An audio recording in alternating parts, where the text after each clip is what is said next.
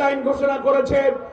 আমরা সকল দল 8 দল সহ ফ্যাসিবাদ বিরোধী দলেরা আমরা এই নির্বাচনে মেনে নিয়েছি যে আমরা নির্বাচনে যাব, কিন্তু নির্বাচনের ডেট শিডিউল করলেও সেই নির্বাচন সুষ্ঠু এবং নিরপেক্ষ হবে কিনা এই প্রশ্ন জাতির সামনে দেখা দিয়েছে।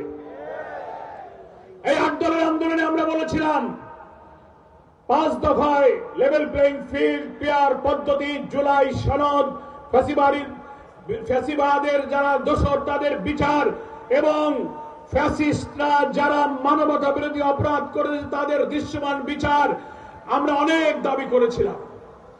আমাদের দাবির আংশিক পূরণ হয়েছে, কিন্তু আমাদের দাবির অধিকাংশই এখনো পূরণ হয়নি। আমরা দেখতে পাচ্ছি সরকার, বর্তমান অন্তর্বর্তীকালীন সরকারের অভ্যন্তরে লুকিয়ে থাকা কিছু ব্যক্তিদের কুপরামর্শে একই দিনে জাতীয় নির্বাচন আর গণভোটের তারিখ ঘোষণা করেছে। বারবার আমরা প্রধান উপদেষ্টা এবং ঐক্যমত্য কমিশনের প্রধানের সঙ্গে দেখা করে বলেছিলাম একই দিনে নির্বাচন হলে কি কি সংকট তৈরি হতে পারে। জুলাই সনদে যে 48টি সাংবিধানিক সংস্কার হয়েছে, আরো অনেক বিষয়ে যে আমরা একমত হয়েছি, সাংবিধানিক বিচার বিভাগীয় রাষ্ট্রীয় কাঠামোগত সাংবিধানিক পদের ব্যাপারে অনেক সংস্কার হয়েছে।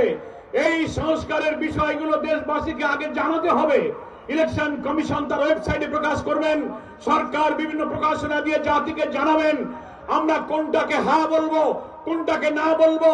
ফ্যাসিবাদী রাষ্ট্র কাঠামোর কি কি পরিবর্তন হয়ে নতুন রাষ্ট্রে কি কি কাঠামোতে আমরা একমত হলাম, বাংলাদেশের 18 কোটি মানুষের সেটা জানার অধিকার আছে না বলুন? একই দিনে যদি ভোট হয়, এদিকে মার্কার ভোট আর এক বুথে হানার ভোট, জনগণ তো বোঝার সুযোগ পেল না যে আমি কোথায় হ্যাঁ বলবো কোথায় না বলবো। কি বলেন, ঠিক কিনা?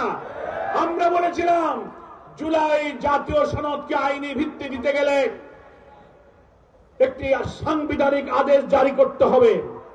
আমরা ধন্যবাদ জানাই, সরকার বিলম্বে হলেও সেই জুলাই জাতীয় সনদের সাংবিধানিক আদেশ জারি করেছেন, গেজেট প্রকাশ করেছেন।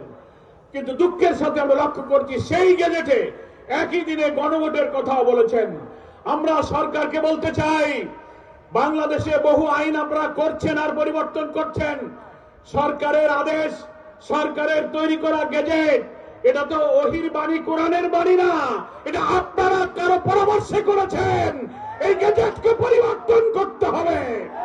এই আদেশ পরিবর্তন করে নির্বাচন সুষ্ঠু করতে গেলে জাতীয় নির্বাচনের আগে আপনি গণভোটের তারিখ আবার ঘোষণা করুন।